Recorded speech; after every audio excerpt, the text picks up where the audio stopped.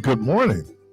Welcome to Community Voice. Knock it off, Keith. Knock it off, Keith. Jeez, like they haven't heard from you all morning. Jeez. Good morning. Welcome to Community We're gonna Voice. start talking. I think you. I'm your special. host.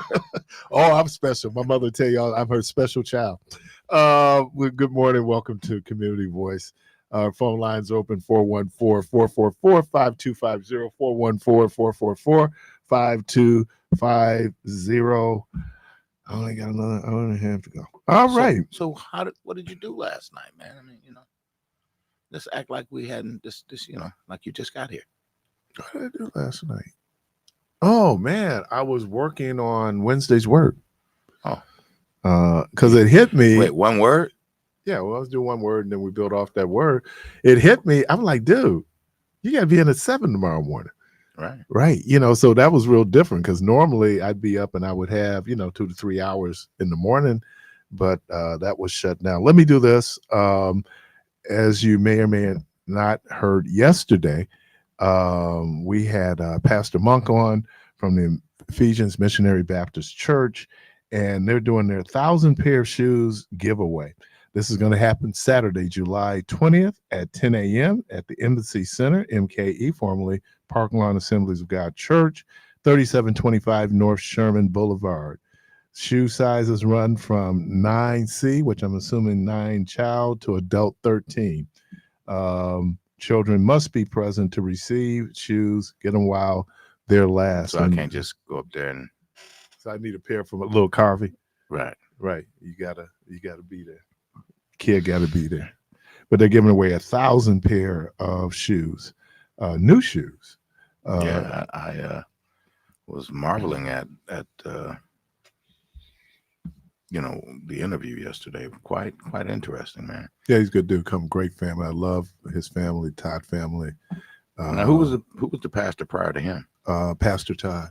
I think that was his uncle. Yeah, but Pastor Todd was there. He built the church.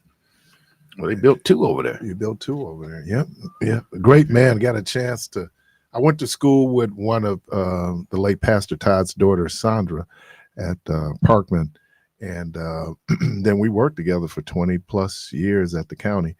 But to have an opportunity to speak with him was just great. What a great opportunity. Good man. And Pastor Monk is doing a great job over there. So he left the church in good hands. And so again, that's the 1,000 pair of shoes giveaway. That's going to be Saturday, July 20th at 10 a.m. at the Embassy Center, MKE, 3725 North Sherman Boulevard. It's first come, first serve, and while supplies last. And I don't think they're going to have to worry about a crowd because when you say for free, and Nike, Adidas, Yeezys. Yeah. They're still doing Yeezys. They don't sell Yeezys anymore, do they? Not in stores. I thought Adidas had to eat all of that. I think they dumped them in Africa. What I found out was I found this out. I asked the question, what happened? Why they stop selling them? What's wrong? Because they severed their relationship with Kanye. Okay. Yep. Because and talk about that. Tiger Woods is no longer with Nike. He's ventured off into his own brand, but yeah, I don't know if you can get them through the shoe brokers, right? Still can get them like resale online. Yeah, but you can't get them but they got the New Balances. We got now. Yeah, Converse, Nikes. Yeah, you got some on now. Which, by the way, man, and no disrespect, because you're one of the great style mavens. That is the ugliest sneaker ever made of all time. That is just an ugly sneaker. He don't have on the sneaker. Okay. He got on the what them called.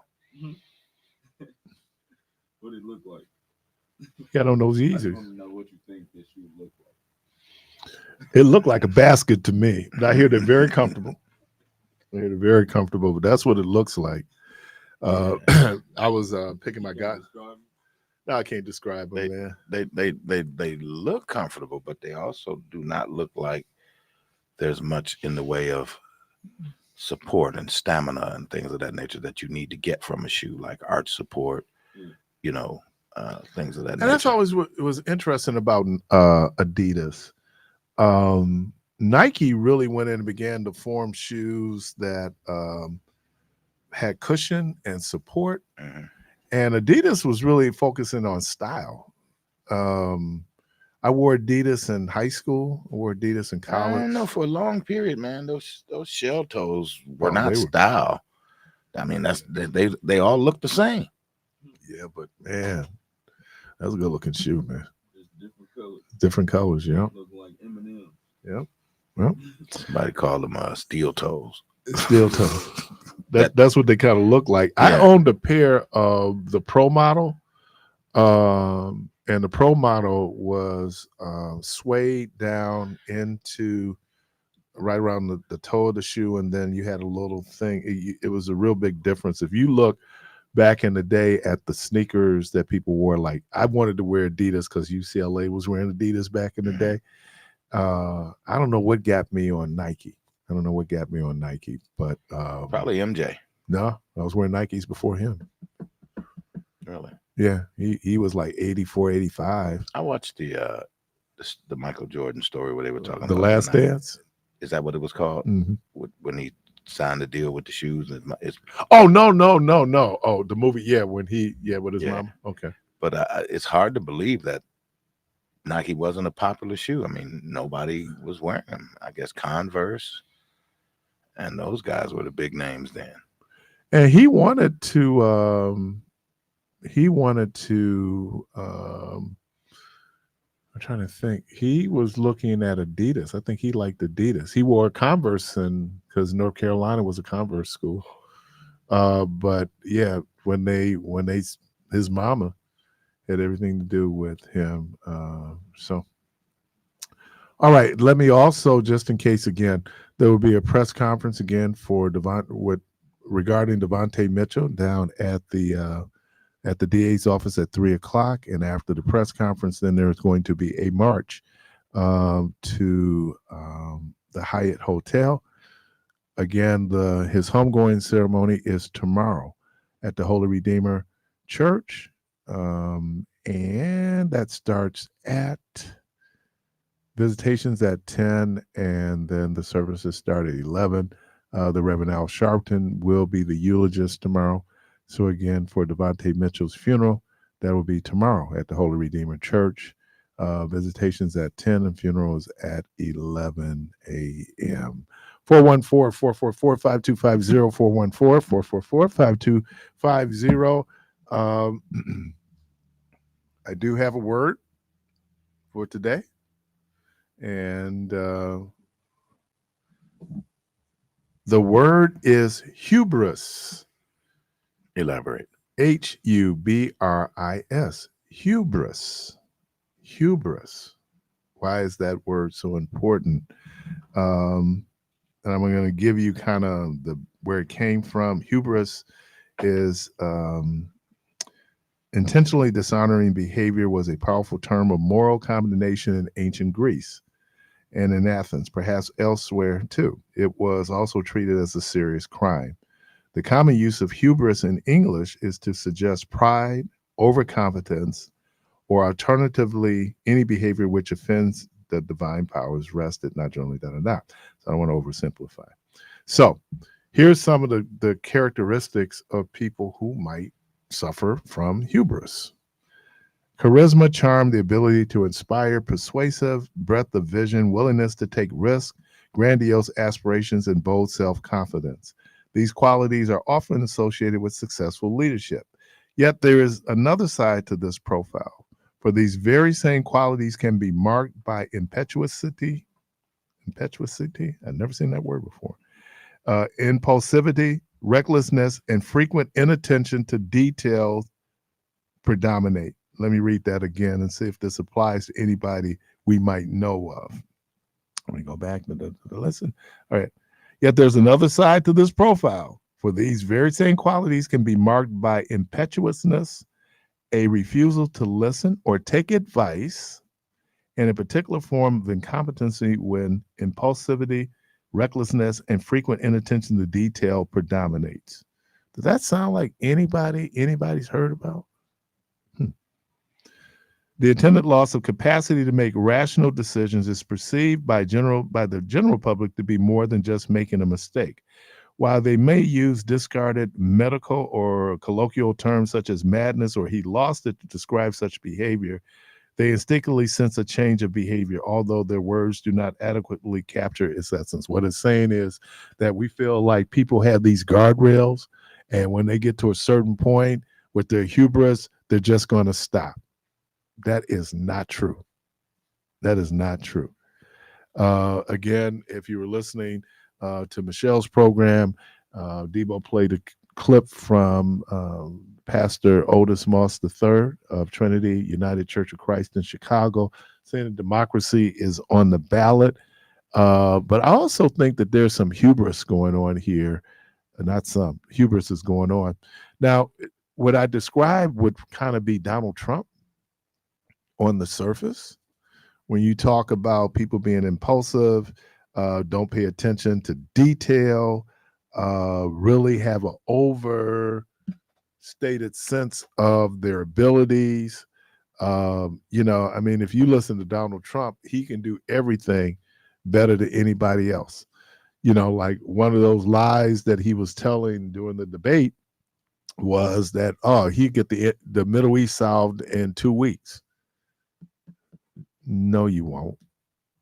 But you say it, you throw it out there because nobody's going to challenge you, right? Because you never paid attention to your briefings, your national security briefings. So you're almost clueless to what's going on in the world because of hubris. You're thinking that you're just above all of this. I think in in Greek mythology, Icarus, that was the guy who came up with the plastic wings, and he flew too close to the sun and the wings melted and he fell to the earth. That there are people out there who have now some people say, is it arrogant? They say arrogance is part of hubris. They also say that narcissism is part of hubris. Everybody knows narcissists fell in love with his own reflection. But and again, I'm not a psychologist nor a psychiatrist. I cannot necessarily do what would be considered a legitimate clinical observation or diagnosis of Donald Trump in particular. But one thing I do know is that he's crazy. And when we so now in the Black community, when we say it's crazy, that's kind of our overarching thing. Like, he lost it, out of touch with reality, all these things. But, it was very interesting. And the phone line's open now, and I'd love to hear what you think. I also think that there's a certain level of hubris going on with Joe Biden. And here's why I say that. The fact that concerns have been raised by people who will or are or could vote for you, and they're being dismissed, right? And I don't know if that is dangerous, because part of what's going on is the people who encircle him, the people around him. Now, look, they all have they have a selfish interest in whether or not he will be president, whether it's his wife, whether it's his family, his friends, his aides. They're tied into this. But the fact that I'm not hearing that I would even consider that, like, for example, people are suggesting he take a cognitive test, right, to see just where he is. But he said, no, he won't do it. Now, it's funny, you're not hearing Donald Trump ask him to do it, because Donald Trump knows that then he would probably have to take a test. And he's probably not going to fare very well on that test, especially if he was asking, though. Was asking for him to take the test. He was talking about a drug test. Oh, no. I recall him asking. No, he was cognitive test. I don't. Well, if he did, then he knows what that opens That the door was prior to. to the debate. He hasn't asked. I haven't heard him Right. ask. Because what I heard prior to the debate was he said that he was on drugs when he did. He being Joe Biden was on drugs when he did the State of the Union. They shot him up with something. So he was saying that they should be drug tested. Really? So, and George, thank you, man. George said something yesterday that I just think was really on point. Said that though we were having a very visual and visceral reaction to what we saw at the debate, that should not have negated the lies that were told by Donald Trump. Now, we could focus on the image of what Joe Biden looked like, but there was the reality of the lies that Donald Trump was telling. Something that he was telling a lie every 90 seconds, right? And the fact that he's so what I lie? No big deal. Nobody's going to check me on it. The people that love me, okay, so what? He's a strong guy. And I heard this term. Someone said that, well, some people would prefer strong and wrong, right, than being right. So he can be people do that. So anyway, I just thought so. Wednesday's word is hubris. It's interesting. We're in the month of July. July is basically Julius Caesar naming his birth month after him. And so now you talk about hubris. I mean, it was hubris that did in Julius Caesar because he wasn't mindful of the things that was happening around him. He didn't understand that in Roman society, especially in the ruling sect of Roman society, that they felt that no man was bigger than the empire, right? Sounds familiar? No man is bigger than the empire. And what Caesars would do was then declare themselves God, right? They would declare themselves God. So to the point that his image would be on coins because he's God. Okay? Now we know Caesar's not God, but they call themselves God, which is interesting. Why would anybody want to be God? I mean, I'm a little curious to that. It seems like there would be a lot of responsibility going along with being with God. So anyway, I just wonder is there some hubris going on in terms of Joe Biden? Should we consider that, or is there nothing to see here? We just need to move on, because I think that there are a lot of people who like to move on, but you still hear in certain segments of the Democratic Party who's saying that at the very least he being Joe Biden, he should consider stepping away. And again, logistically, what that looks like would be, in terms of the campaign, would just be, I would say, disastrous. But I saw something this morning that was very interesting, because you hear the promo that we do and my conversation I've had with Vice President Kamala Harris. And so there are people who are saying that if Joe Biden would step away, who would replace him? Now it really gets fuzzy, because I'm sure many African Americans will feel that it should be Kamala Harris. But there are other people out there saying, I hear Gavin Newsom, some of the names that are out there. And so there is a question out there about whether or not it should be Kamala Harris. Wow. And there's an article out there that says, should Vice President Kamala Harris replace Biden, or should the Democratic Party choose to insert a lesser qualified white candidate? And I just saw it. I just lost it. Was the operative word in there white? Yeah, I mean, yeah. Now, there's some polling out there that suggests that that she could beat Donald Trump. Do you think that there's a percentile, if you will, of folks out there that don't want to vote for Trump, however, because they don't feel that Biden will maybe even live out his term, Right. that they won't vote for him because she would then become president. Right. And they're already going after her now. Man, I just pulled up the article. Can I get the caller as I pull up this up? Caller, welcome to the program. Yeah. You present, I'm having trouble here. You present one false assumption and one false comparison. Okay. All right. The false assumption started way back when you were on the real show, and you said you vote for the man. And I don't know about you. I'm 70 years old.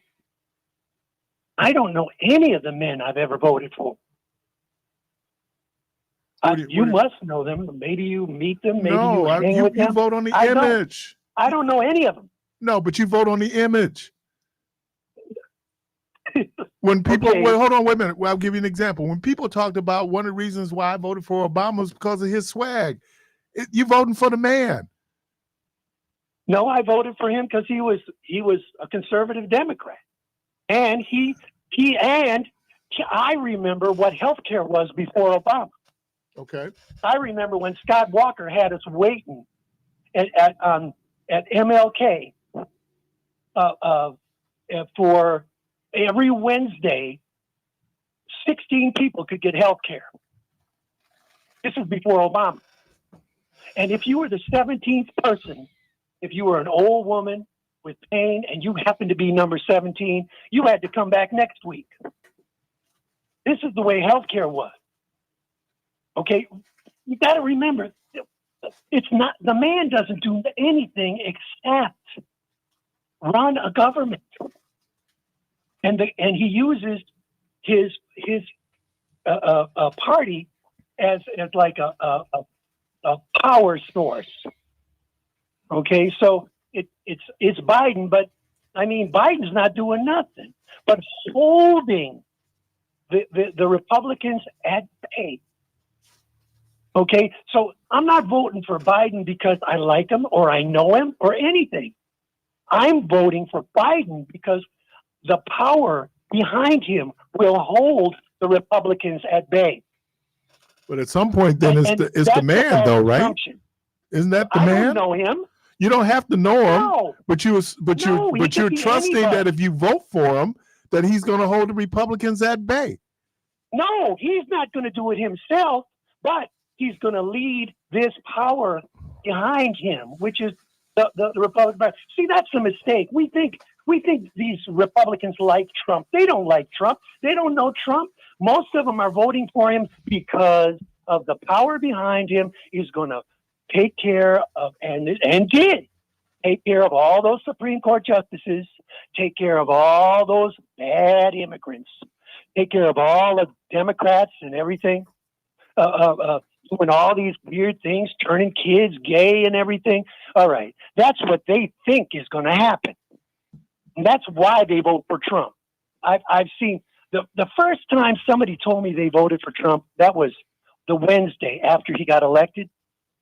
And this is a very rich man. He's heir to the Roundy's fortune, very intelligent, big in real estate, he knows about value. I looked at him like he was crazy. Okay, you voted for this guy? You wouldn't hire this guy, but you voted for him. What did this guy give him? Okay. Guy gave him a tax break. Gave him a tax cut. That's what he voted for. Exactly. He knew with Trump in power that the tax break would go through, get signed. You see, it's not a man, it's a lack of a signature on a bill. Right, and I'm agreeing with you, but what I'm saying is, when I asked, it was very interesting. You said you voted for Obama in 2008 because of health care, right? Basically, yes. Okay, but hold on. when I would ask the question back in 2008 and then passed in 2012 when I was doing another program someplace else, I said, name me 3 things that Obama ran on. And the average caller couldn't, because they were voting because he was going to be the first black man to be president. I'm not saying that's a bad thing, but that's how a lot of people vote. You're a high context voter. A lot of people are not high context voters. What I'm saying, it doesn't matter if you're high context or low context. All right. If you vote for if you want your kid to be an astronaut, that's just fine. All right. But you can't make that happen. All right. If you want a black president, that's fine, but you can't make that happen. You couldn't have had a black president if you didn't have all those people in Chicago who knew what Obama was about, knew what he was going to do.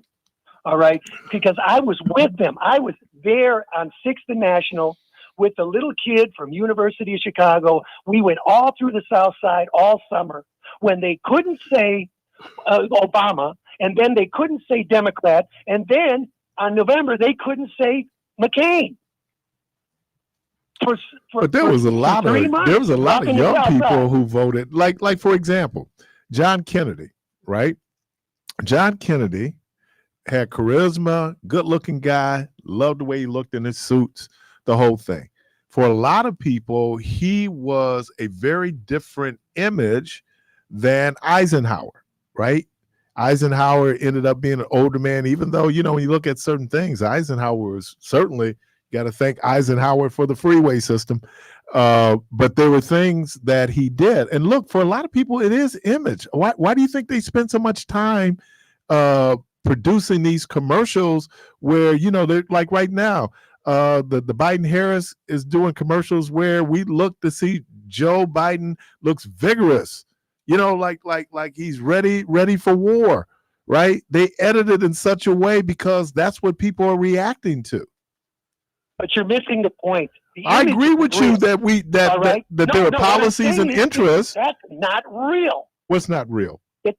It's not real. The image isn't real. The image isn't real, but the image still moves people to vote. Kennedy was. I'm old enough to know why my father voted for Kennedy. Okay. My father voted for Kennedy because Kennedy asked him to do something, and Eisenhower said he was going to do something for him. It's different and Obama did the same thing. He said, "Come with me." All right, that's all he had to say. People want a better world. All right, and then if you ask them and show them a way, they will join you, and they're the power. But it's still the man. We were the power behind Obama. We were the power behind Kennedy. Right, but it's still the man. It's still the woman. No, it isn't, because you could then you could say you could just create a man who could be president, and that's what they think they can do. No, I'm thinking, if I would sit up and think, like, for example, when we talked about, I use Plato's Republic as one of these kind of reference points I made, but they didn't have the level of participatory democracy that we have here in America. They had democracy where people would come to consensus, but the people who came to consensus were the rich. It wasn't poor folks. Poor folks didn't have a seat at the table. In America, we give the illusion of that democracy, though. I'm sorry? What was the structure of that democracy? How did that democracy work? What do you mean? How did it work? In terms of how they governed? Yes. It was based on turns. It was what? They took turns. They took turns on jury duty. They took turns in the military. They took turns legislative. They took turns cleaning the streets. Okay. They took turns. Okay. All right. They didn't have a president, that. Okay. You worked here. You showed up. You picked up a stone. Oh, you're jury duty today. You got to do this. Oh, well, you got to work in the legislature. You got to do this. All right. You got to listen to these people and decide which one of them's right. Should we go to war or not? Okay. But what I'm saying is that, I use the term guardedly, and I'm going to put in quotation marks. We do participatory democracy, which on paper means that if you're eligible to vote, you can vote. Now that's how it works. But then even that democracy, then especially when we talk about federal government, is then blunted in terms of, because we're still doing a democratic republic, i.e. the electoral college, right? So you do not vote directly for the president of the United States. You vote for electors who will then elect the president of the United States, right? Isn't that how it works? Is that how the system works? My point was that the Greeks did more than that. The Greeks took turns being judges, took turns being this, took turns being that. It's not enough just to elect the person and then go on with your own life. All right, you gotta elect the person. You'd have to see what we haven't been taking care of what's going on, and that is the second point. Not just the bad assumption, but the bad comparison. All right, the bad comparison is, and not just you do this, everybody does this. All right, Trump is old, but Biden is old. All right, well, Trump is this, but Biden is this. Oh, the Republicans are racist, but the Democrats are racist. Okay, what I'm saying is, okay, we're all the same human being, let's say. Okay, all right, but there's one group of human beings that want to figure out how to handle these immigrants in a humane way, where we're not locking them up and wrapping them up and taking their kids away. And there's another group of human beings, racist, just like you say, all these bad things, old, incompetent, the same thing, equals. They're all equals. But no, one of them wants to work out things with Hamas and Israel, so the Palestinians make it. And the other ones don't care. Ones want Ukraine to stay a state, and the other ones don't care. All right? Don't care what Putin does. Putin's a genius. All right? I mean, it's obvious that one group of people thinks that education is something the federal government can play with. And the other people say, well, no, we got to actually give a decent education to every U.S. citizen. See, we're all different, but we're all the same. We're all different. And our group, and this is the reason we have to ignore all this Biden crap and all that Kamala Harris crap. All right? We have to ignore it because Biden is going to be president. And if a meteor hits him on the head, Kamala Harris will be president. And if a meteor hits her on the head, what is it? I don't know who's there. Speaker of the House would be Hakeem Jeffries. Nancy? Yeah, Hakeem Jeffries, right. What I'm saying is we got a system, all right? All right, and if any of these Texas Democrats, so-called, wanted to be president, they had a chance. They could have done like Obama, spent 2 years trying to be president. None of these guys saying Biden, these representatives, I'm not saying you guys, but the representatives saying Biden shouldn't be president. Where were they 2 years ago? Why didn't they run? You know why? Because they're trifling, lazy, got no money, got no ambition. I don't know what it is. No, I think you're talking about on the Democratic side. Yeah, you had an incumbent. Right, but it's hard to beat an incumbent, but it happens. But anybody can run for president. That's a certain age and a U.S. citizen, and they could have ran. All right, they don't like that Trump could possibly win, but Trump always could possibly win. The bad guys can always possibly win, and if we don't know that in 2024, we are awfully sad. All right, man. Appreciate you. I'm sorry to get so excited. Oh, Thanks. man. No, I appreciate great points. All right. You're listening to Community Voice. Oh, there I am. We're going to take a break. 414-444-5250. 414-444-5250. We'll be right back.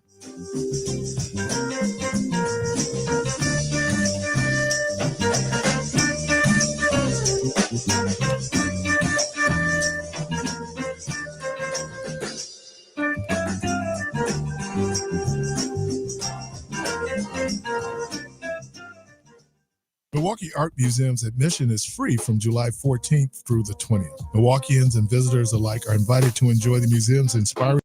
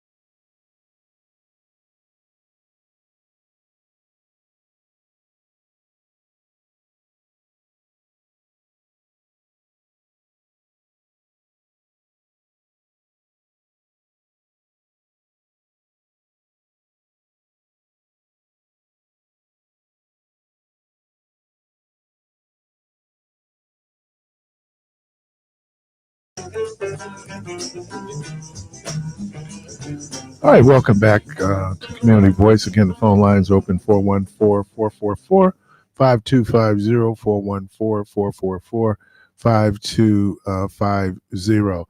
Carvey and I was talking, I don't know if we was on air or off, but and a brother called in too. I would suggest, because you can get it, you go online. Really, we need to go and look at Project 2025. I think we need to take a look at Project 2025. It is a 938-page book document where they've identified what their priorities are if Donald Trump is elected.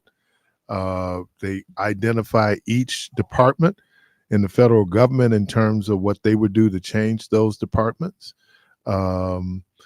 And so it is a very interesting document to read. I just saw in the Journal Sentinel this morning that is the people who really put this together, the Heritage Foundation, will be having a session on Monday. I think they're calling it a policy party or something where to be able to talk about this. And I know that they've gone in and tried to soften some of the things on the Republican platform in terms of what is going forward, not as openly hostile to abortion, even talking about family structures. But if you go to the 2025 project, it's very clear what their intentions are. Caller, welcome to the program. Good morning, Mr. Parris. Thank you for taking my call. You're welcome. Morning.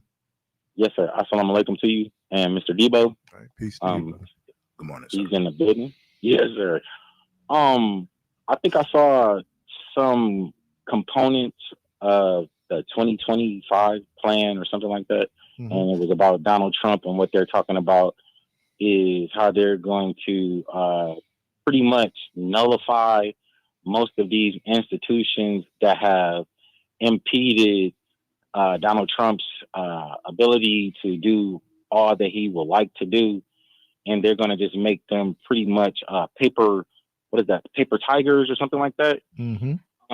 Where they'll be only in name, but not in deed. They will be totally ineffective, and they will be just pointless and useless.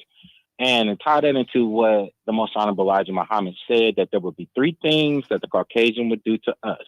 The first thing, enslavement. The second thing was to spoil us. And the third thing, where we are now, is to disregard, and kick us to the curb, for, in layman's terms, pretty much. And that is the mindset of those people, especially the Caucasian intelligentsia, because white supremacy has been the order of the day for 6,000 years, 6 millennia. The reason why history is cyclical or repetitive is because of the same satanic mindset that is at the source of it. And if you are anyone who thinks that there is, and I know that Allah God is real, and he exists and he is present. And the more, as the Honorable Minister Louis Farrakhan said, I said this way, that the more that they do to intensify their evil and unjust practices against us, especially us here in America, the worse the inclement weather is going to become. It's going to intensify. And the Honorable Minister Louis Farrakhan said this at a Savior's Day event, that every time America suffers a natural disaster is because Allah has preemptively struck them to keep them from moving against us. And I'll go with this.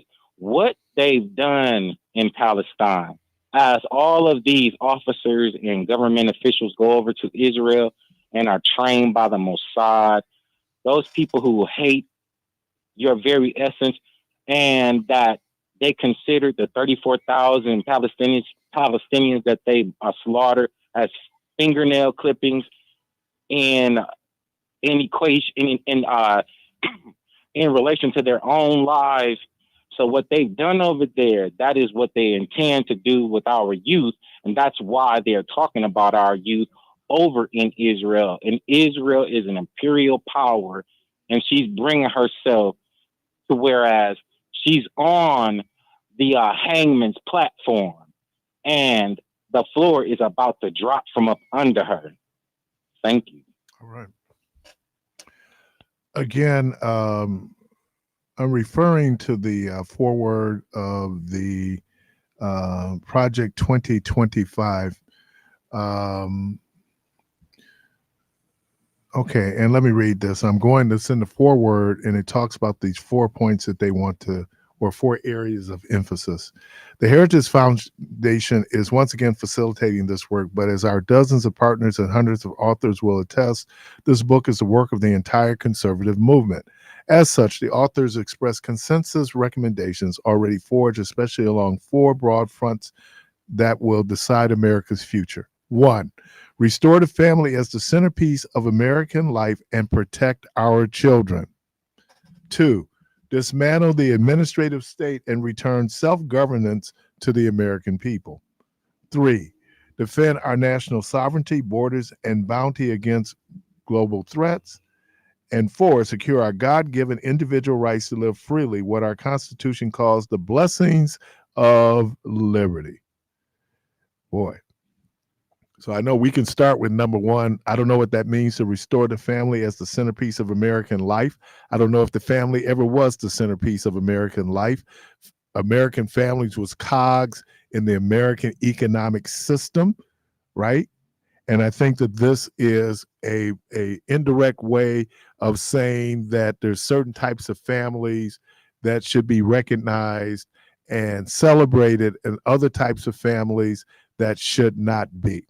When I hear people sit up and talk about this whole thing about family values and what a family looks like, I don't know what your life experience has been, but my life experience has been one where, families look crazy, you know. I saw you by yourself. Yeah, appreciate you, man. Thank you, man.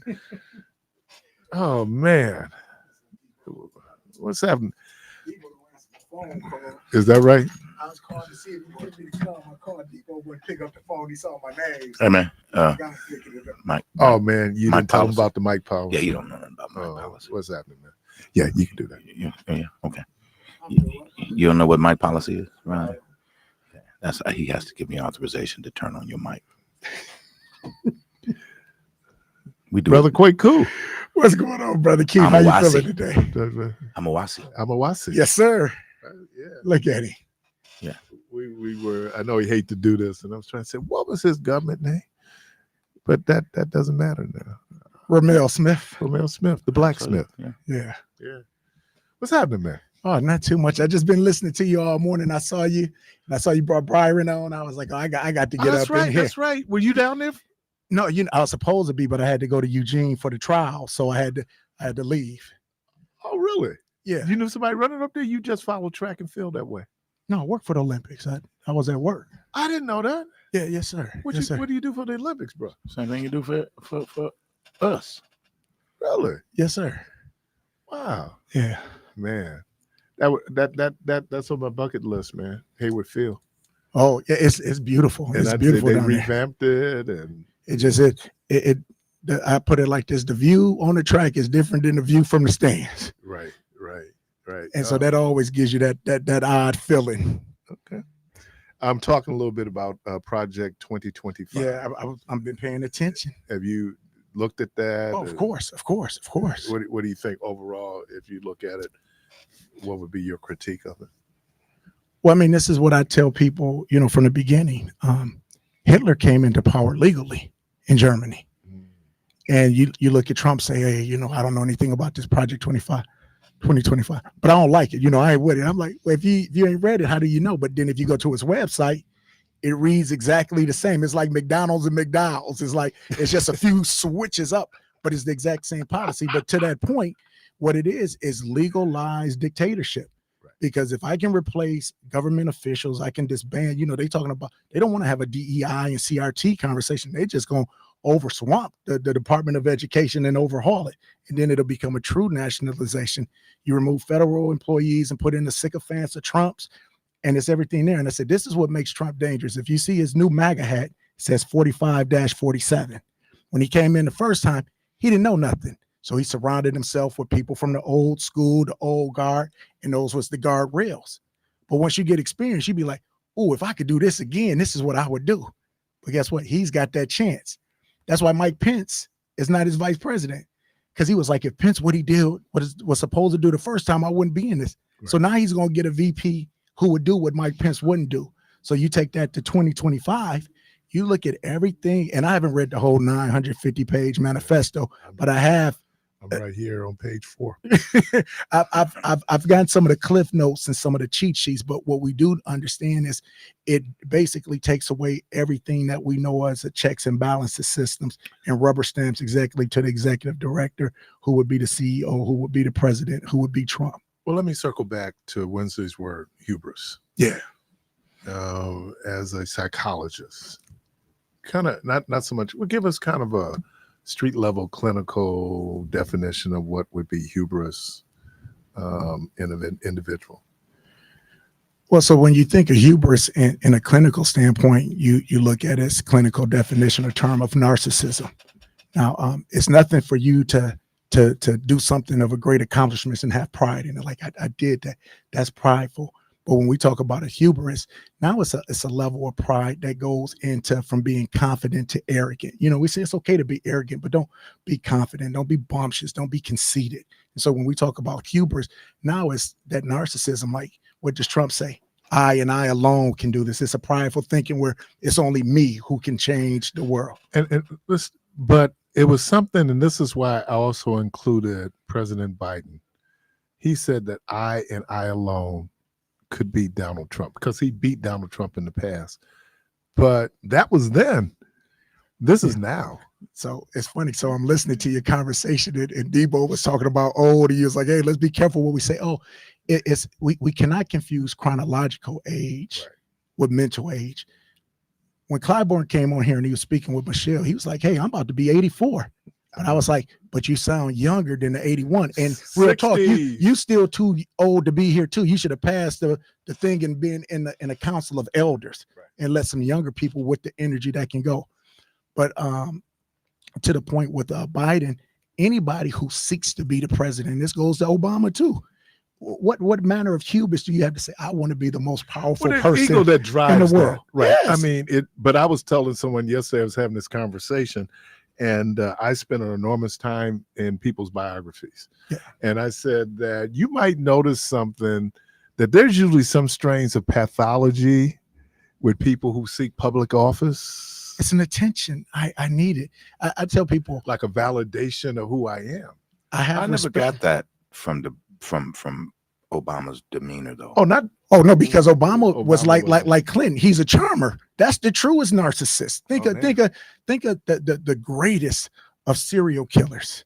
What's his name? John Wayne Gates, the pretty boy. Yeah. He captured. Oh no, that was that's Ted Bundy. Ted Bundy. Yeah. When you think about the charisma, the beauty, because whenever you hear people talk about Obama behind closed doors, man, he was a monster. He said he'd read you the law.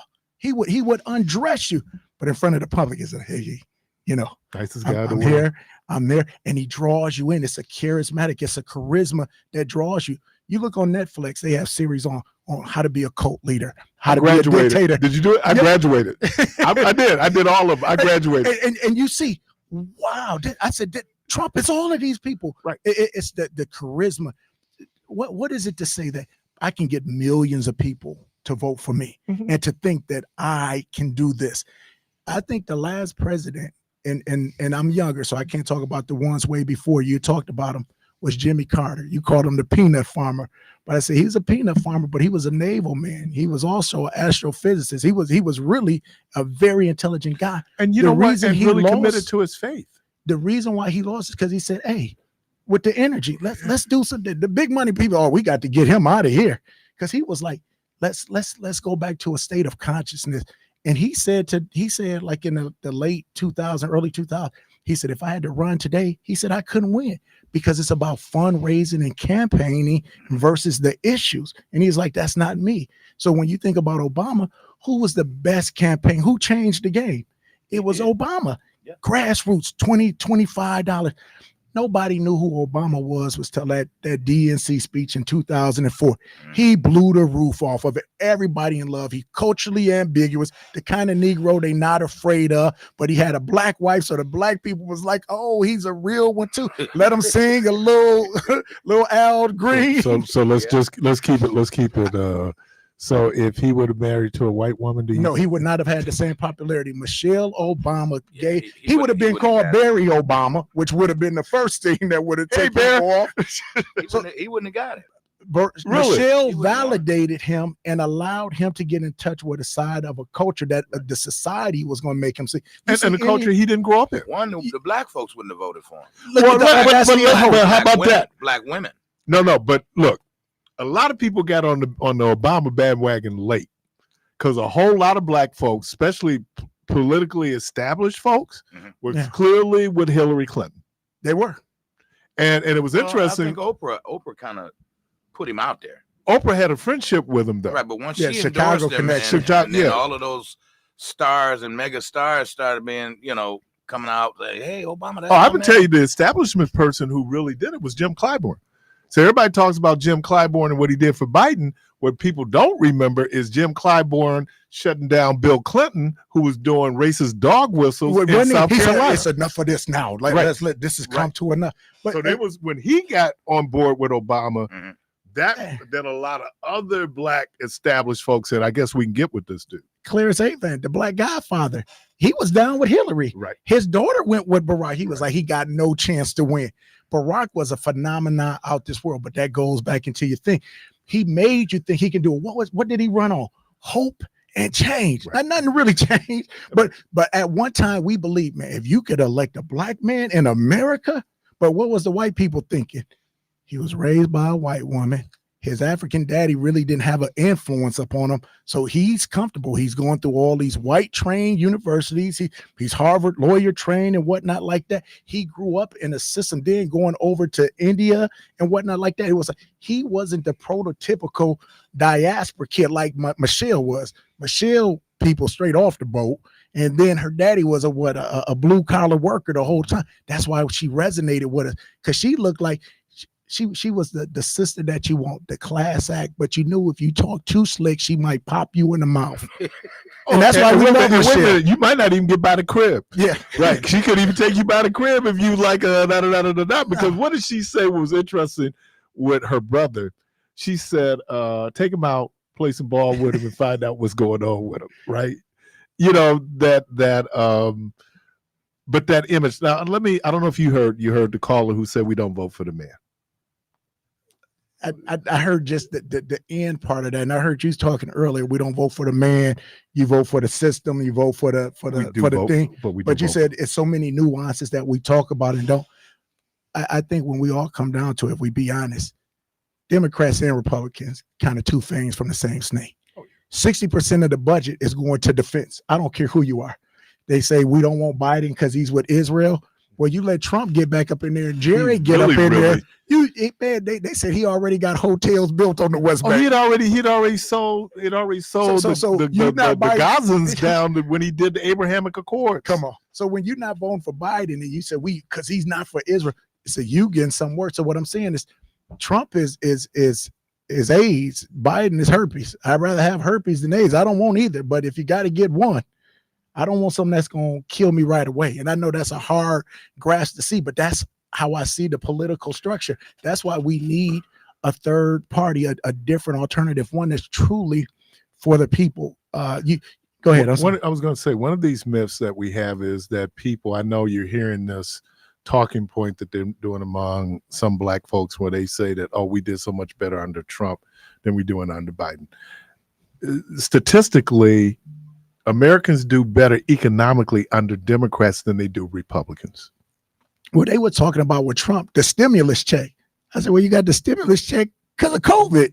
Right. And most of us was dying through that. So it's like you did better economically, but health-wise. You know what happened to dudes who owed child support was the only group that didn't get a stimulus check. Only group. That's crazy. Now, under Biden, they made that adjustment. So they got the last two stimmies. But to your point it's like, think of you always talk about the Bible. So think about the Israelites when they left with Moses. They like, oh, we out of Egypt. We don't got the whip of the Pharaoh. Then when they out wandering, they're like, let's go back to Egypt where we had the cucumbers and the onions. And they think about the little bitty things they got, but they forgot about the heavy oppression of the whip. And look, there's some people who look like us who benefit from this racist system. Because they not like us. They look like us. Oh, they like us. But they not like us. Okay. We're not a monolithic people. And what I'm saying, they still like us because when they go to North Carolina and nobody knows who they are, what they're gonna call them. Oh yeah, no, I'm with you 100%. I think they are delusional. But when you talk about Claude Anderson, Dr. Claude Anderson taught me, well, not personally, but just through his works, about meritorious manumission. And you go back to the Acts of 1710, and they said, how was those enslaved? How did they get out of enslavement? He said, well, meritorious manumission means merit means what you earn, and manumission means it's a law. So how do you get out of this contract of slavery? He said you could make something your slave master some money. Like you got a ideal and got patent, and it made him so rich that he said, hey, I'm gonna give you your papers. Or Denmark VC, Nat Turner, you tell about a revolt, so it can't really turn into the revolt it could have been, or you save your master's life. So it was certain things that you could do that you could personally get your own freedom. Right. And I still think that happens today. So when we look at some of the Black people who are the face of the Republican Party, they have no home within traditional Black community, even though I said we're not a monolith, because what they've seen to sell out their people for their own personal success. And when you do that, it doesn't matter what you look like, because they say, oh, I'm reaping the benefits personally. But to your point, when it come down to it, these people will hang you just as quick as they would hang me or you, somebody who talks against it, just because of the phenotypic response or outlook that you have. You know, but they don't get that. One of our regular calls, Al will call in, and Al talks about it, and I agree with him, where we waste so much time trying to get white approval. We do. And to the point that we will lose our soul hoping that white people approve of what we do. Because that's always been the stamp, like that you've made it. Right. And what we have to do is that I always loved the Image Awards more than I did the Oscars or the Emmys. And it will always hurt me when I wouldn't see certain actors go to the Image Awards, but they'd be at the Emmys or the Oscar and they'd still not win. And I know they wasn't at the hoodies. They wasn't at the hoodies. A whole nother level. That's that part of us where we don't even want to be. You know, I tell people now, I have gone in again. I'm not, you know, I have these social stratas within our community, and I go like, you got ghetto, but then you got hood, and you got ratchet. And ratchet. So ratchet would be under ghetto, between. No, that's the rock ratchet. That's the lower. Because I think you all got a little ghetto and you all got a little hood. I know, got a little hood in me. So I grew up on 7th and Melvina. So and I love that, because I think it makes us grow. It makes us strong. It's kind of part of the culture. But the ratchet is, you'd be like when you see the BET Awards, all the young ladies butt naked on the stage, like that's a level of ratchet. Because that, even if you hood, you'd be. I seen some hood sisters say, "Come on now, that's too much." Now when you hood and you say that's too much. Wait a minute. Now it's too much, because when they was in the throes of it, come on, man. But no, it intensifies every level. I remember growing up when the Winan Brothers was considered controversial in the church world. Clark sisters. The Clark sisters. And then Kirk Franklin came, and it was like, oh, it doesn't come. And now you hear some of it now. And even the older people be like, I don't know. So what I'm saying, it just intensifies. You talk about Kirk Franklin, but it's a generational piece, because when James Cleveland came out with Jesus is the best thing that ever happened. Right. Yeah, a spinoff from Gladys Knight. Yeah. Oh, we was rolling with that. So then why can't Kirk Franklin do Stomp? I think it's my generation, so I loved it. What about when the Commodores? Richie did Jesus is Love. But see, I think the thing was they were secular, right? And then they moved back over to Jesus. It's different when you move into Jesus versus you Jesus, and then you go into the pop world from the church standpoint. Because the church said you can't have one foot in the world and one foot out. We had a little singing group at church, and we should tear up Jesus is Love. That was good. Finally, them church mothers said, "We didn't come to church to hear no Commodores. Sit down." They set us down, man. I was kidding Bishop Hines. I said, I know y'all couldn't listen to this R&B, but I'm hearing some things. You'd have heard something somewhere. And I think that we have, hopefully anyway, we begin to understand. Like, because if I was a classical violinist, trained, but I grew up in the Baptist church, Black Baptist church. And now I go and work with the New York Philharmonic.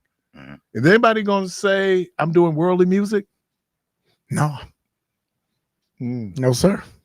Because that gets back to our dude, America done messed us up when it comes to sex. It all gets back to Oh, please don't, man. no, it And is don't no, I'm say serious. nothing- It and don't gets say nothing about white Jesus, please. it all gets back. We ain't gonna He take said it. it ain't no white Jesus. He said you're gonna find white Jesus. You If, you done if I'm in found heaven with white Michelangelo. Jesus, I'm in the wrong heaven. Right?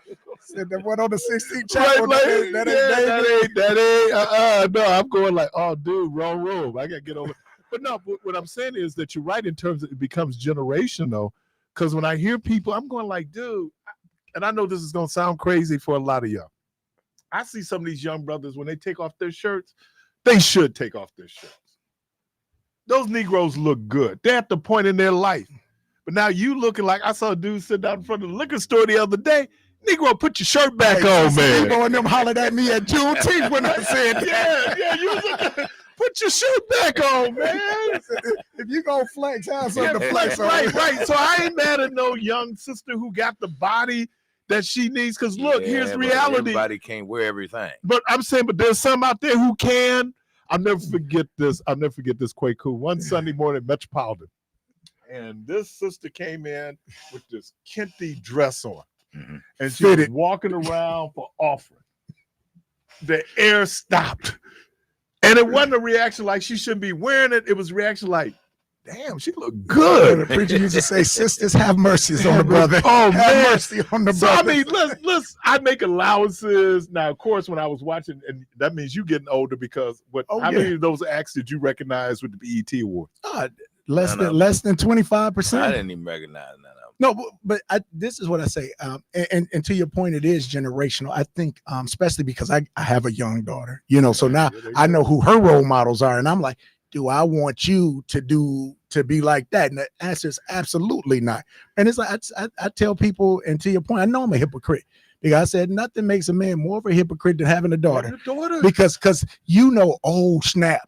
Everything I tried, everything I want, even when you 9 and 10, I remember somebody was talking about high and go seek, and somebody said the other high and go, and y'all stopped them in mid thing because that's all the stuff that we did. Oh yeah, and so when you do that, then the whole question becomes, I know who I was, I know what my motives were, and they said, what a thief always thinks somebody's stealing. So so you want and your daughter recognize game, and if your daughter is you're her first boyfriend, she's going to be attracted to somebody just like her daddy. And I would tell people, I said, I wouldn't want my daughter to date me at 21. Right, because you was a beast. Yeah, I was a different dude. But guess what? Guess what she gonna do? Well, that's why I'm trying to present the image now. That's what she gonna do, man. I was telling somebody, I said, somebody said, where's that nice young man Keith you used to? And that girl said, Mama, ain't nothing nice about Keith. So you was like the president. So he's like, oh man, Eddie Haskell. Yeah. Eddie, how you doing, Mrs. Yes, ma'am. Yes, Mrs. Cleaver. Yes, no, man. Are you kidding, man? My mama taught me how to act when I go out, but as soon as I get in the car, talk about wretched, right. I mean, that's what you should be, and that's the other piece of it, because there was article a few years ago, I think this was back in the 90s, and they asked this I don't know if it's an existential question, but they asked, what's happened to shame? What's happened to shame? Oh, shame. Is shame fluid? The world changed when Donald got in, man. No. Yeah, it did. Because Donald said things that nobody was saying. From a politician standpoint. Right. Yeah, right. He was saying that before. That's what made him. That's what people say. Oh, he's real. We got a politician who's real, who's not fake. I always say comedians make the best politicians because they tell the truth, but because they so funny, they not taken serious. The politicians was the ones who was serious but was lying. But the ones who was given the position. He was great in Minnesota. But to your point, he got into a little trouble. The Dems kicked him out. I'm talking about a little trouble. You're not being euphemistic. It was a little trouble. You being accurate in terms of how you quantified this, a little bit of trouble. But because Democrats clutch their pearls and we don't want to, if nothing else, we get a sense that Republicans are in it to win it to the point that they will cheat. Oh, the art of war. They don't care. Whatever it takes to win. Right. And I don't understand how people are going like, I can say in politics, man, like you sit up and go, I can't believe they did that. I can't because it's called politics and it's war. That's what it is. It's love and war. Caller, welcome to the program. Yes, sir, Mr. Parris. I had to double dip, as they used to call it. Listening to you all and how you were describing, if pretty much it sounded as if you were inclining to, if you have some type of physique, particular expression of your body, that you should express it. The thing is this, though, with our people have been stripped psychologically, spiritually, their identity. We suffer from identity theft on a grandest level. No one has suffered identity theft to the level as the Asiatic Black man and woman of North America and throughout the diaspora. And because of that, we think that the expression of savagery is normal, and it has become normalized because they stripped us down when they brought us here in 1555. They took our brothers to Brokeback Mountain, buck breaking. They made them to that. They had plantations that specialized in this form of psychological engineering. Hubris is an overinflated ego of one's own self. Arrogance is a part of one's own intelligence, but the part of it when the arrogance becomes poison is as if I am better than you, as Satan told Allah, God, about the one who was made of dust or black mud, and he was made of fire. And Allah told him, but I am the creator of them both, when he asked Satan to submit to Adam. So there is a very, very distinct difference. When Kendrick Lamar said they're not like us, I don't understand why people don't understand that is a broad application of our reality. They are not like us. When he's talking about that brother and called him a colonizer, he's trying to prick your inner conscience that has been dulled and that has been muted about who you are. The Caucasian is not like you. He has a different nature than you. Is the Caucasian, is the white person, I don't like Caucasian, is the white person better than you? White. Ask the white man yourself and see what I'm asking you. Can I say this? No, I'm asking you, is he better than you? Mr. Parris, let me tell you something. One day I worked with a person who was a Caucasian, a white person, and he was a some type of scientist. And you know what he told me? And we stood together and we were working on, oh my God, radioactive pharmaceuticals. He said that he was of the master race. And I said to him, but you suffer from autism. How are you a master of anything when you cannot even master your own mental capacity? I'm just asking you to answer the question. Is white people superior to black folks? When I know that, no, they're not. Absolutely. That's all I needed, man. That's all I needed. Yes, sir, Mr. Parris. Thank you for allowing me. I appreciate you, man. Yes, sir. Yeah, I push back on any level of white supremacy. And I think we need to be careful that we don't fall into a false sense of black chauvinism where we would go in. I mean, certain things just don't make us superior, and we buy into this hierarchical form of doing things where we come from a circular existence in Africa where this thing is linear here. And so you got to have a top and you have to have a bottom. Circle doesn't have that. No, I think about a few things. So whenever I hear white supremacy, I think of Neely Fuller Jr. And he's the one who basically talked about this all of the time. And he said he's not saying white supremacy from a point, like from a genetic standpoint, a master race, anybody's better. But he said supreme is power. He said, who has the power? Right now in America, the white man has the power. and that's indisputable. We can talk about that they don't or whatnot like that, but it is a system, and it's controlled by the masters of mankind. You read the works of Adam Smith. You talk about that 10% of the top 1% who rules everything. It becomes a whole completely different manner. And that was I was attracted to it at first when W.E. Du Bois came out with the Talented Tenth. Yeah. I was really that he had to attracted refute it though. Yeah, but I was because I figured I was part of that Talented Tenth. I was That's really, hubris. right. I was really attracted. What is he talking about that people are not getting? But I think we have to always be. I think hierarchies have to be mitigated by things like temperance, good judgment.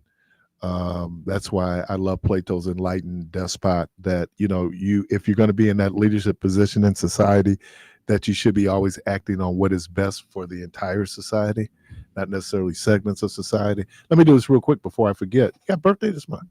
Yes, sir. When, bro? July 19th. Yeah, I knew that. Fellow Cancer. Mine is July 12th. So you. Oh, okay, yeah. I know I always this Friday. You. I know, yeah. I always like Look you. at Debo over there, like, oh man. Oh man, this place used to be packed with cancers. It used to be packed with cancers. Used to don't count. Used to. We got two coming back to back more. right now, back to back. Hey, But he talked about real quick. He was like, you shouldn't dress certain ways or something like that. If you go back to Africa, remember when we first was little and you was doing it in the wrong way, but you look in the National Geographic, because all ladies would walk with just bottoms and the tops be out. And so to your point, nudity is something. That was your porn mag. Your first It porn was. mag. It really was. I was trying to say it nicely, but Debo he gonna be honest. Mom is National Geographic. I'm concerned the sciences about the YouTube tribe in Africa. Bob, look. He always in that book. I wonder what. That boy really loved like that National subject. Geographic. He like that Geography is you got to know the world. But with that being stated, everything we do here is hypersexualized. What you say. is. So once we see it, the things like the lady in the kente cloth would have been nothing in our natural state, but because our westernized eyes have taught us what sells money, power, and sex. But it wasn't even. I just thought the line. It was beautiful. It wasn't sexual. She looked good in the dress. The dress looked like it was. It was art, right? And so we get into, because people, if you do dance, well, you're around track and field. Yeah. Form. I was looking at my cousin and her daughter, who's about almost 6 foot now. I said, I know you running track. You're not wasting those legs, are you? You know what I mean? Because that's your build. You're able to do certain things. Like people go like, why are the Kenyans so dominant in distances? First of all, body build. Mm-hmm. They train high at altitude, right? And all they do is run. And then that's what they see. So that becomes part, like you were talking about the cogs and the name and the legacy. This becomes legacy. This is what we do. So it's like your birthright. It's like you sprinting in Jamaica. Yeah. Or other countries you want to be a foot. Well, I wish we were. The American U.S. Olympic trials for track is better than the Olympics, because everybody there makes the standard. Right. The people who don't even make it to the finals from the semifinals could represent other countries. That's why you have a lot of people who, like, if their mom or dad is from a different nation, they got dual citizen, they'll play for those because they're not good enough to make it here. That was somebody, but they can go something else. Because I was listening and there was a race within the race, and they're saying this guy needs to get to the standard. Yeah, if you don't make the standard, you can't go. In order to qualify. And I was like, you know where that came from? That's when that brother was swimming that year. Remember, and everybody was laughing at him in the pool. Right. He didn't make the standard, but he had heart, so they ended up cheering for him. But it took the program way out of whack with timing and everything there. It's time. So if you can't meet this within this time, you can't compete, even if you're the best in your country. Man, I know what that music means. That's not your music, man. No, I listen to Keith. Yours will be coming up shortly, won't it? Yes, sir. Yes, sir. This guy really likes his job, man. See how early he came in? Oh, no, you know what? Me and Keith had talked about me coming in a little early sometimes. I get up at 7 to work out with my boys. And so we usually listen to Michelle, and then go into that. And I saw you by yourself, and I was like, I'm going to come in for him this morning. Got to get him acclimated to the mic policy, man. Mic policy. You're listening. Another guy just pop up. I know. Just you listen to Community Voice. We're gonna take a break. We'll be right back. Clear.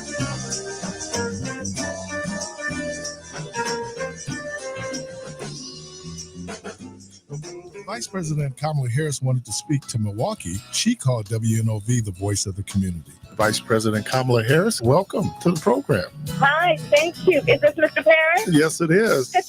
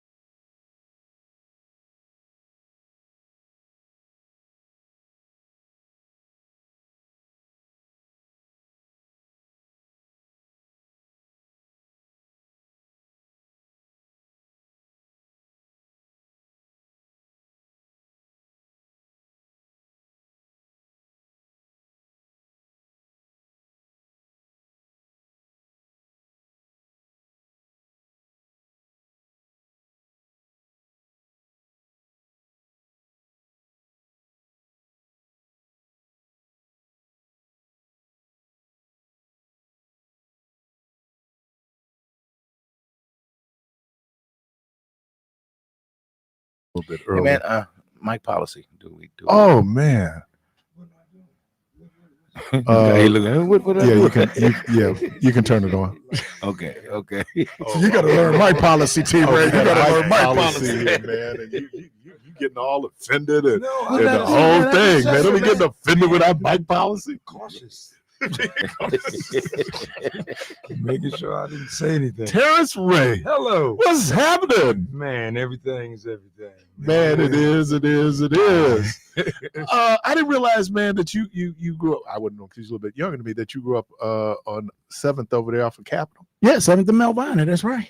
My Green Bay Avenue. Yeah, right School, across man. from Green Bay, man. I get in Yeah. trouble. Miss Allen would look across. My grandma would be right on the porch. man, my That- buddy. You didn't have to make a phone call. Have You y'all just had to seen look it the window. now? The playground. Yeah. Yeah, they done changed it up. Jerry Penny's uncle used to have Here by Ray Yeah, right there yeah. on Fort Washington, the Capitol. I saw Penny. You saw Penny? at Rose Park at the softball game. That's man. my God. Man. Oh, yeah, because you had the corner store and then the Yep. bar right Yep. next to each other. Yep. That was, and it was, I don't know why these folks would catch the bus from, they used to call it the terminal to Mesmer, because they really could walk that. Up there, over there by low drugs. Yeah. They The terminal. They would tend to be at the terminal. I know exactly where you're talking about. What, the terminal? Yeah. The layover spot. It was a layover. Yeah. You go there because the 58 came out of there, the 68 The came out of 62, there. okay, just down Capitol. Yeah, then the 19 would go by there. Right. The buses they're different now. Man. And Well, I first tell of all, people- they're colors. I tell They're people colors. like the school there. What's the school right there, brother Bob?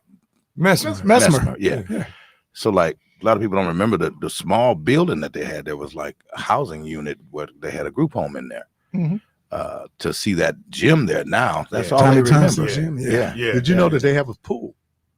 I And didn't back know in they the had a old pool. gym, we played over one time. We could smell chlorine, and they was going like, Jimmy. Shout out to Jimmy Turan, a proud bishop. But yeah, we I bet you can't go back. I went back with Brother Bob to St. Elizabeth. Man. See, well, St. Elizabeth sure did. That's what me before it became Harambe. Yes, way before Harambe. So he's over there with the Teasleys. neighborhood fellas over there, man. Yeah. playing ball for St. E's. Had they had the Victor Burger reunion yet? No, No, it's I coming saw up. Easton the other day, and he Yeah, mentioned he was at Gross's funeral. he told me he When mentioned when- to come. I don't remember. I Blaine, saw I'll a hear post that said, "If you ain't in this picture, you're not the true." Yeah, they was showing Burger. some of these folks. I mean, man, they were next generation, man. Let me see the picture. I gotta find it. Oh, man. okay. Let me do this. I was Blaine. Kwaku has so graciously decided to continue the program. I need to get out of here for a meeting. You How got much time I got, man? Just check. until we kick you out. You know how it works here. How much time you got? I was talking to somebody the other day. He said, "How much time you got?" I said, "Dude, it's like we can do a Parliament concert, or we can do it short and sweet. If you roll it, we keep going, right? Right? Don't mention the Parliament concert. Man. Oh God, the songs are The 20 minutes spaceship. long. Mothership Connections. 20 Land. minutes. You know, the mothership is in the Smithsonian? museum. Yeah, it's in the museum. Mhm. I saw it land. They got the whole downtown, floor man. just dedicated Yeah. for music. Just saw for it That's- music laying and downtown. see that. But the mothership, he finally got it back. So who's in charge in your absence? I want to just know who we should take Kwaku. up I got it. Mike policy. Mike policy. It don't matter to me. It's all Walking fact. off the street. We straight out. Look, I stay in my lane, man. So how did his sloppy joes go? Is what? Sloppy, what'd you call them? Were you at Medical?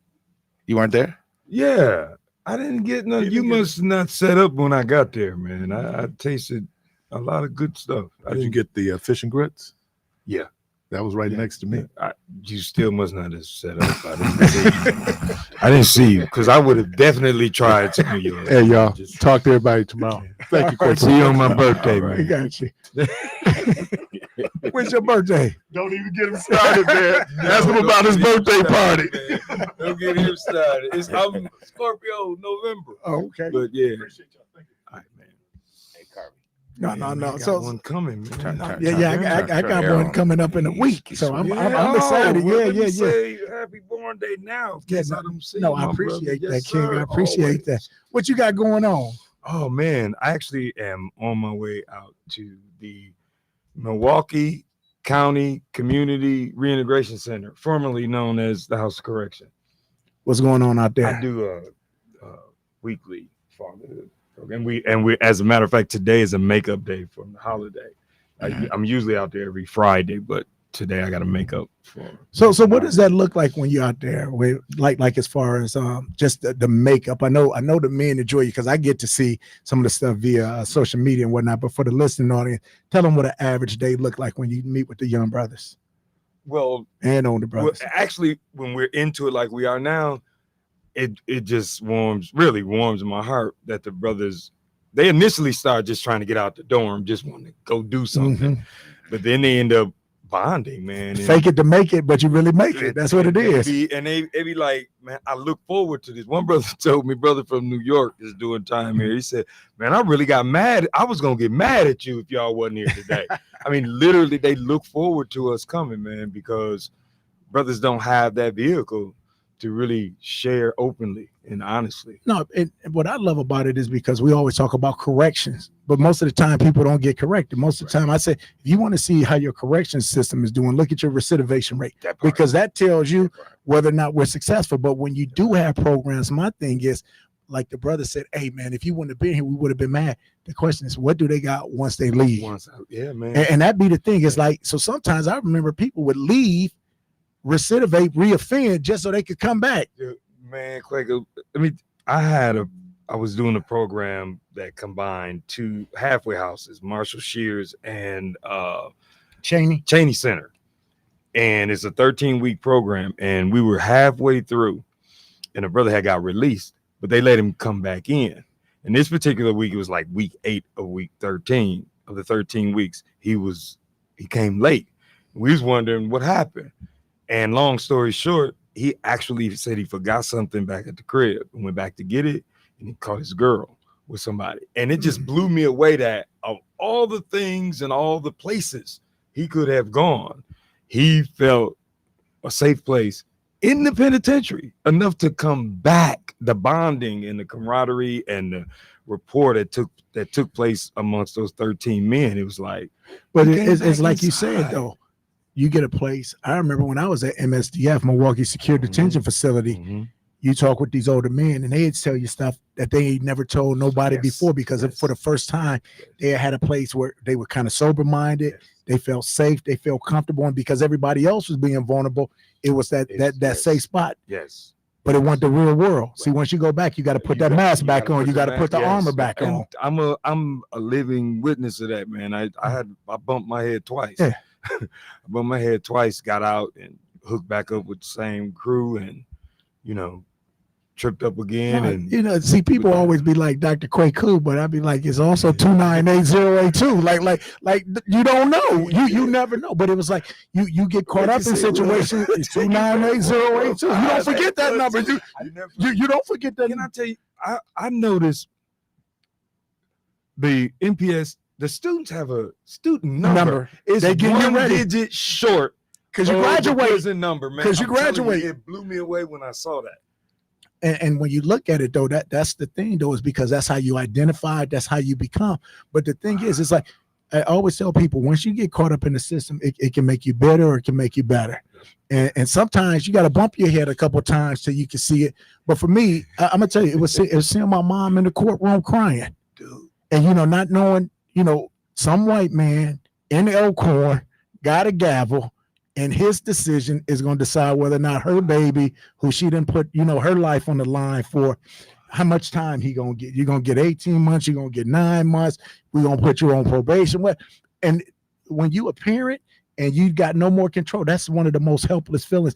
And seeing how I put her in that position, yes, I said, if I get out, I'm not going to do that again. We got a similar story. Come on, man. It was between my mother. Two things the second time made me just say no more. One was tough love by my mother. Yeah. I was closer in Oshkosh than I was in Green Bay. Yeah. In Green Bay, they came every month. Yeah. Made my house as good as it could be. Said books is right, everything is color TV, but clear color TV for Marcus. Right, for Marcus. And so when I went back, it was like, she said, I'm not coming. Yeah. And I'm closer. Yeah. Not only did she not come the second time, she stopped accepting my collect phone calls. And that was when it wasn't as expensive as it is now. I didn't, and I'm like, man, if I want to see my mother, I'm gonna be on the street. It was just that simple. No. And then on the way out, it was about 25, maybe 30-year-old guard, white dude, man. He said, "I'll see you when you get back." Yeah, because they know. Right. But for the most part, that'd be true. But for the other person, be like, "Oh, I'm gonna show you. I'm gonna show you," and that's then become the motivation. I'm gonna prove you wrong, man. But, hey, when you say that story, like we more like even than what you know. Because I remember the first time, and Debo, you know how close I am to my sister. Like she my best friend. Right. She had to come bail me out. Now this was before the courtroom with my mother. She just stopped talking to me because she just got married. So her and her husband had to come to the prison, then use their money and get me out. And she like, you said, I'm in college. All day so I'm the double-edged sword. I'm in college, going to school, but still 1 foot in, 1 foot out. And it's just that easy. It's just right there, man. It's there. And she was like, I ain't talking to you no more. And she didn't. This how bad it was. See, I was the president of the gospel choir. When they talk about like duo live, we would leave gospel choir, go to the gamble. And it's like, because you trying to figure out who you are. Right. You got this good side. They say train the child in the way so he don't, but you do stray. So you live in these two different lives. My sister's like, hey, if this is what you want to do, hey, go ahead and do it. But just know it ain't coming. But to the point where my mom had to come get me. This is the irony. Like y'all was talking about the brother. Right. And I was breaking up a fight this night. I never break up. I was the one started the fights in the fight, but I was graduating. It was December 10th. Right. It was Saturday morning, about 2 a.m. I'm like, man, I graduate on this morning. Well, the police come. So what everybody do? Boom, they start running. They made us run, and then they was like, stop. So you at the Wild West, you know you're not one of the ones getting away. You gotta stop. You got to stop. Well, you know you not getting away. And then it was, but no, serious. It's like I said, the cops always do that verbal judo. They do something to you, and they tell you like that's it. You. And they provoked me that day. Yeah. But it was 7 of them and one of me. First to start with. Well, this is what I know. This is what I know. When I woke up, I was in the paddy wagon, eyes burning from the pepper spray, knots on my head. Now remember, I graduated this morning, but this is how you know they was bogus, because if you go to jail on Friday, what happened? Yeah, you there on the weekend. They let me go that night because my guys came and said, hey man, this guy graduated. Right. They don't care nothing about that, but they knew they was wrong. And I was like, it was karma though, because I did enough stuff where it was just like, man, this all coming back just in a different way. Right. So you're not mad, but you're mad because you're like, I'm innocent here, but I got some weight that's following. But these are the things though where you start saying, so my mom, my dad come up for graduation, they proud, they baby boy them broke the odds. Right. And then here I am. Right. Now my sister just pulled me out of jail 2 weeks ago. She looking at me like, you ain't even learn. You ain't even learning. You the only boy? Yeah, me too. Yeah, me too. And I'm the baby.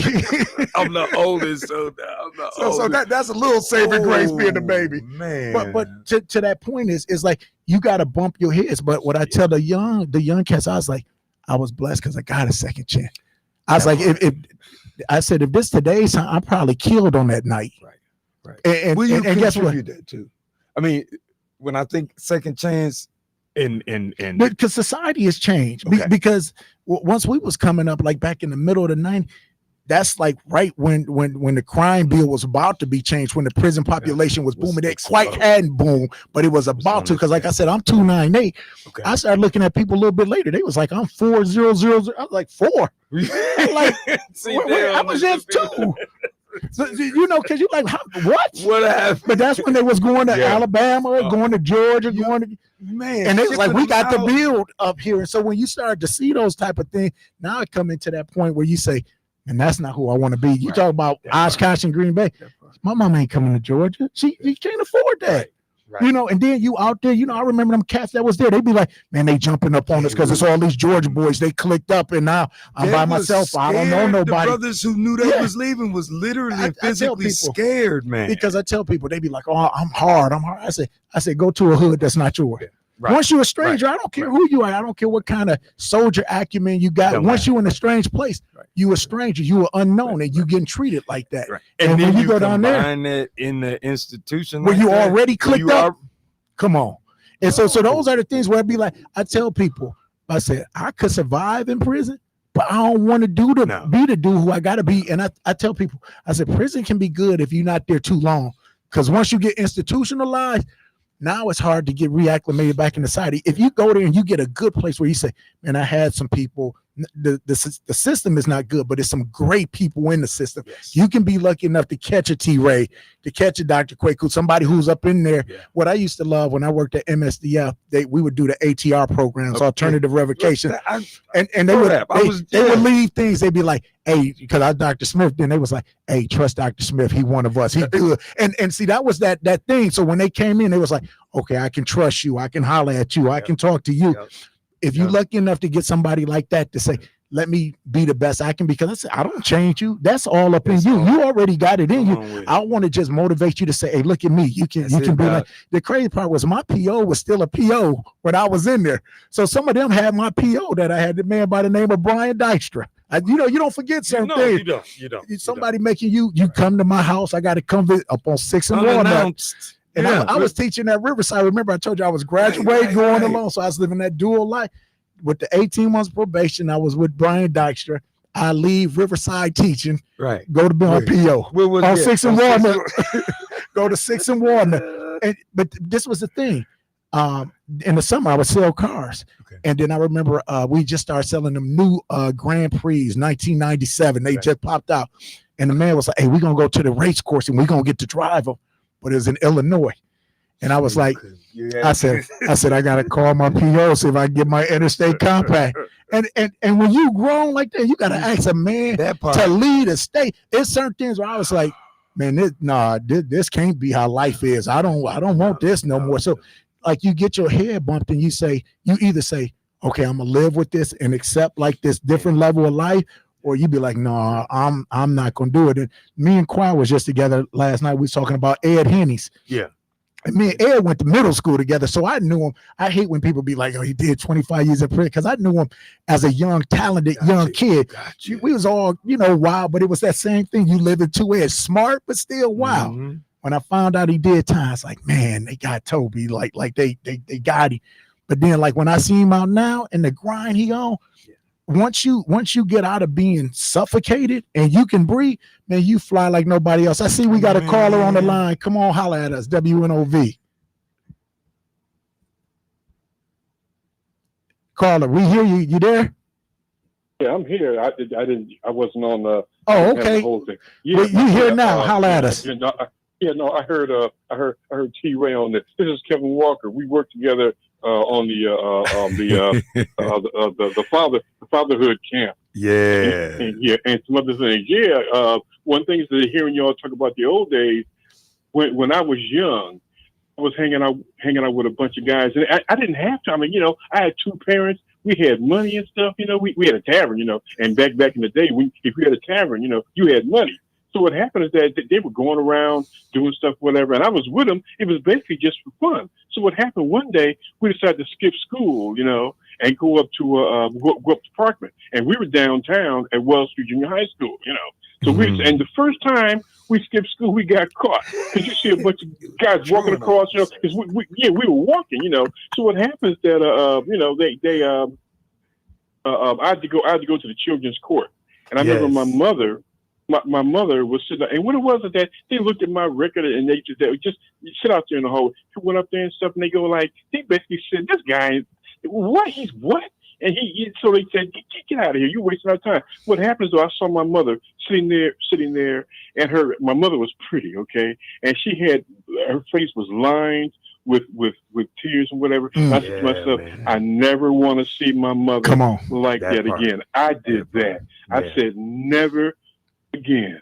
I said, so what I did, I told, so the guys came by and said, hey, Kev, well, let's go. I said, no, man, I'm not going, they said, oh, come on, man, they try to do that peer pressure thing. Yeah. I'm like, forget it, man. No, I'm not, because I never wanted to see my mother look that way again. Yeah. If people say, oh, you love your mother. If you love your parents, if you love your family, don't put them through all that, because like you said, because when you do time, they do time. They do time. Exactly. I was about to say that. When you do time, they do the time with you, That's so real. Yeah, in fact, I did kind of break that. The only time I met my mother, my mother, I went skydiving. Okay, we had a skydiving group. My mother would sit up there and wait. I said, "Mama, what we doing?" And she would sit up there and she would wait till I got back. So what I did, I quit skydiving. So they gave us these books. I was going to fill that book up. I put the book up. I said, because I didn't want to see my. She wouldn't go to sleep. I'm like, Mama, why you wait up? You know, and so that's why I said that's the only other time. So only time I worked it. You know, not my because I was doing adventure stuff. You know, I was a reporter. You know, so I was doing. You can't be an adventure reporter without going on adventures. You know, now the skydiving she didn't like. The hot air ballooning she liked that. You know. But yeah, no. So no. I heard T-Ray talking. I said, okay, he's still active, you know, because the Fatherhood Initiative in October, he helped start that, and we were doing the Fatherhood weekend, the camping trip. We worked together on that, you know. Yeah. So yeah, you know, T-Ray still doing it. Yes, I am. Thank you. Some great times, Kevin, man. Kevin used to do the midnight walk and read the stars to the kids, man. And you could literally almost feel like you could touch them. And Kevin would go on the midnight excursions, man. Some great times. But I didn't know, like Kevin, I had two parents at home, man. That, you know, and the money was my draw, man. Just trying to get some bread, man. Yeah, but that's what you happen when you live in a capitalistic society. And it's like, I always tell people, one of the first shows I did was on Goldie and the Mac. I said, man, there's so many life lessons. And Goldie said, hey, man, don't you ever come around talking about you want to be no pimp, no player like this. I ain't gonna give you no bread. But you make the lifestyle so fascinating and glorifying. And I see the hard workers ain't got it like you. They can't give me no bread. So what you think I'm gonna do, Goldie? Exactly. And so it is. Yeah. In fact, they used to call them suckers. Exactly. And whatever. Square. It's 9 to 5. Then you told them, you said, look at the math. Like somebody pointed out to them, you know, you guys that are sitting out there grinding, being a corner boy, you guys are basically just making just above minimum wage. You know, you're not you about making as much money as a person would at McDonald's, but you got to be looking out. You know, it's not safe. And so they said, basically, you know, you when it comes to being a suckers, you all are the suckers, you know. So you can't be you're not safe. You're not making no real money, you know, and you don't have no health insurance. You don't have anything, you know. Who's a sucker? Hey, that's the music. We got. Hey, I appreciate the call. I appreciate the love and the words and all of the help that you did in the community in the past. Hey, listen. Kevin. We got to leave, but we're going to come right back. You listen to WNOV 860 AM. Keith Parris ain't here, but this is his show. We'll see you next time, Milwaukee.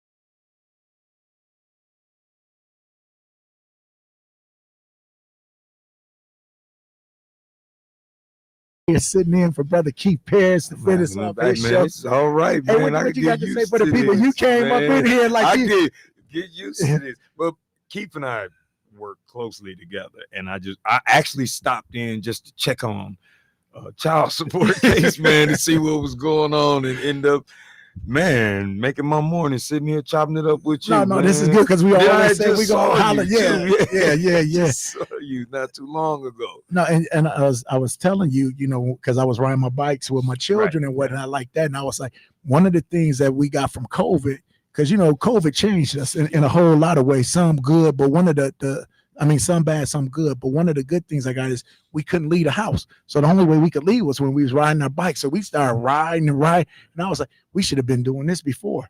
And so that's one of the things that we kind of continued up afterwards. I come back around, man. I mean, I used to ride my bike from 22nd between Hopkins and Concordia down to the lakefront, man. When you ride to the lake for the first time, you think you done did something, boy. Something major. I mean, it's like, now we're doing this forever now. And then with the Oak Leaf Trail, it make it so easy. That part. You especially like when you got younger children, because you going and you seeing different things, and then you got to cross a couple, major arteries and whatnot. But for the most part, it's scenic and it's calm and it's peaceful. Mm-hmm. I guess, well, hopefully we use the bike lanes. I'm telling you, these streets, I ain't trying to ride my bike no more on the streets, man. From 27th and Burleigh to Sherman. Y'all check it out. I did it. I looked at. Ain't no bike lanes, man. The bike lane don't start to Sherman. No. I mean, no, just stops. Hey, listen, with all these bumps in the roundabout, but you know why they did it. No, but back in the day, I remember we lived on 7th and Melvina. My mama moved to 37th and Capitol. Okay. I rode my bike to the Audi. It used to be an Audi like on 44th and Hampton. Yeah. I would ride my bike to the Hampton because I worked there. Then I worked at this other little incense spot on like 44th and North Avenue. Yeah. And I would ride my bike. Because see, car insurance was expensive. My mom's like, I couldn't even get my license. So I was 19 when I got my license. Okay. So my car was my bike.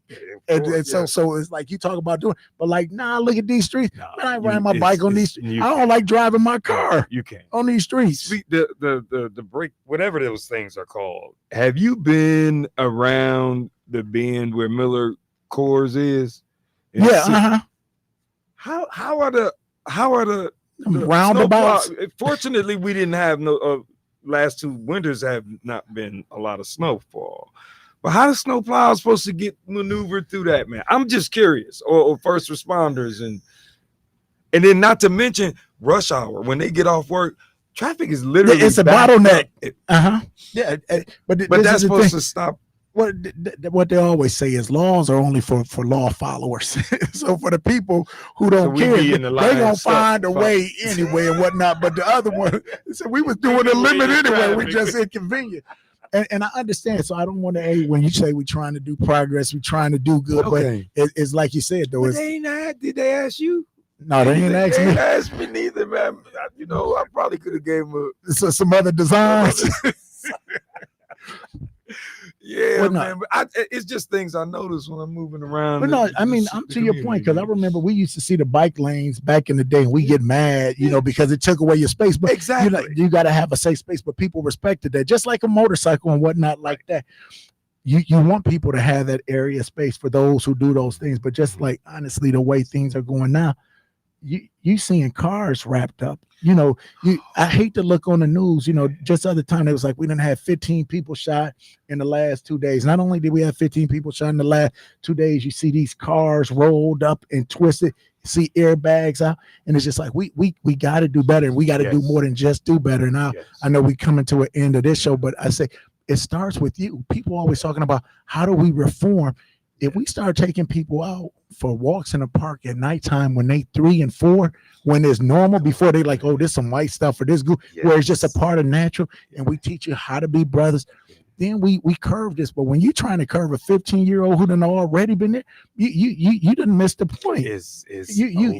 That's hard cement. If we not working with wet cement, we're not really dealing with the problem. Cement. It is, man. You remember back in the day, they used to do the thing on right in front of your house. You put your initials and everything. You couldn't wait because if it was too late, you're like, oh man, we didn't miss it. I like that, and that's what it is with our youth. If we wait too late, you didn't miss the point. It's like, it's too hard to try to reform somebody when you say we can teach you from the beginning, but that goes, like you said, economic. How can we show you what's important in life, what's real in life, and give you real incentive, give you real role models? Nobody's perfect, but just say, this is the way we're gonna go. This is what we're gonna do. Options, man.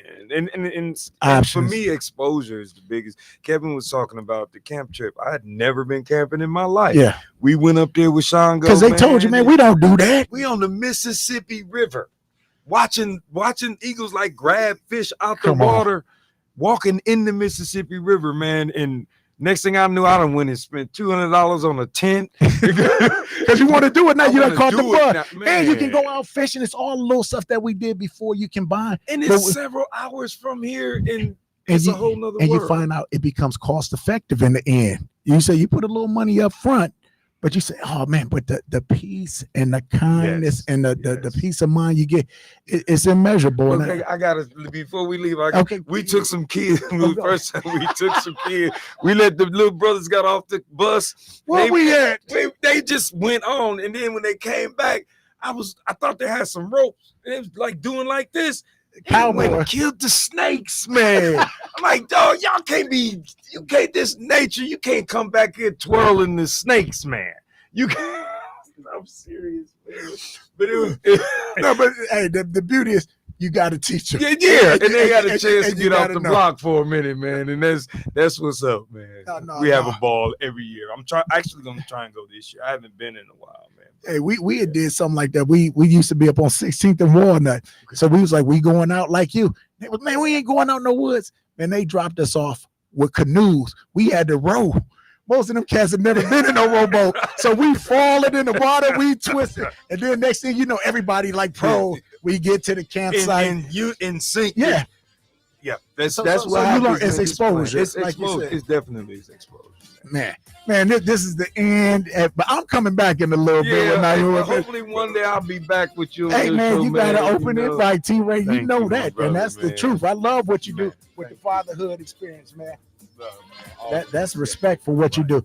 Hey, listen, we're going to come back on the other end. WNOV 860 AM sitting in for Keith Parris, who was sitting in for Michelle Bryant. You know how we do it on WNOV. It's a family affair. Yes, sir. We'll see you on the other side.